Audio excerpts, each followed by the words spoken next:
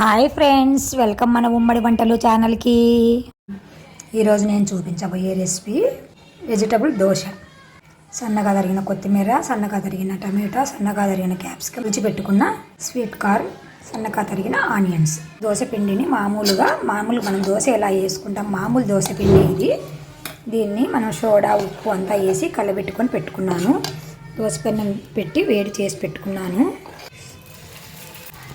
దోశను వేసేసి కొంచెం అలా స్ప్రెడ్ చేసి వీటిపైన మనం ముందుగా తరిగినది 1 by 1 అన్నీ కొంచెం కొంచెం వేసుకొని మళ్ళీ పైన ఆయిల్ వేసుకోవాలి. ఫస్ట్ ఆనియన్ వేసుకోండి, ఎందుకంటే ఇది కొంచెం స్మెల్ వస్తాయి కదా, కొంచెం మగ్గితే బాగుంటాయి. అందుకని ఫస్ట్ ముందు అది వేసుకోవాలి. తర్వాత మన ఇష్టం అండి, ఏవైనా వేసుకోవచ్చు. పిల్లలకి ఇలా చేసి పెట్టండి, కలర్ఫుల్గా ఉంటుంది. వాళ్ళు ఇలా ఈ వెజిటబుల్స్ కూడా తిన్నట్లయితుంది. నా దగ్గర క్యారెట్ లేదు ప్రస్తుతానికి, లేకుంటే క్యారెట్ కూడా వేసేదాన్ని. చూస్తుంటేనే నాకే నోట్లో నీళ్ళు ఉడుతున్నాయండి, చాలా కలర్ఫుల్గా కనిపిస్తుంది. వీటిపైన బాగా కొద్దిగా ఒక 3 స్పూన్లు అట్లా ఆయిల్ వేసుకోండి. కొంచెం ఆయిల్ వేసుకుంటే ఇవన్నీ మగ్గుతాయి. ఆయిల్ ఎక్కువ తినకూడదు అంటారు, కానీ కొన్ని వాటికి వేయక తప్పదండి.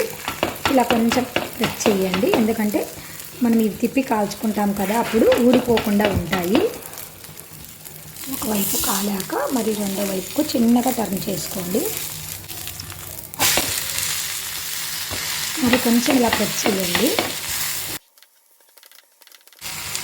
మరి కొంచెం ఆయిల్ వేసుకోండి. ఇటుపక్క 1 స్పూన్ చాలు.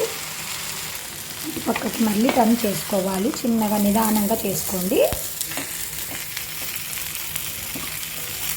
వీటిని ఈ దోశలోకి పప్పుల చట్నీ అయినా బాగుంటుంది, లేదు అంటే ఉల్లిగడ్డ కారమైనా బాగుంటుంది. నేనైతే నాకు ఒక్కదానికే ఖర్చు అవ్వదని చట్నీ వేసుకోలేదు. నేను కారం పప్పుల పొడి ఇంతకుముందు మన రెసిపీలో చూపించాను, ఆ కారం పప్పుల పొడి చల్లుకుంటాను. ఇలాగ కారం పప్పుల పొడి చల్లుకొని వేడివేడిగా తింటే చాలా టేస్టీగా ఉంటుంది ఫ్రెండ్స్. మీరు కూడా తప్పకుండా ట్రై చేసి మీకు ఎలా వచ్చిందో మాకు కామెంట్ రూపంలో తెలియచేయండి ఫ్రెండ్స్. Bye bye friends.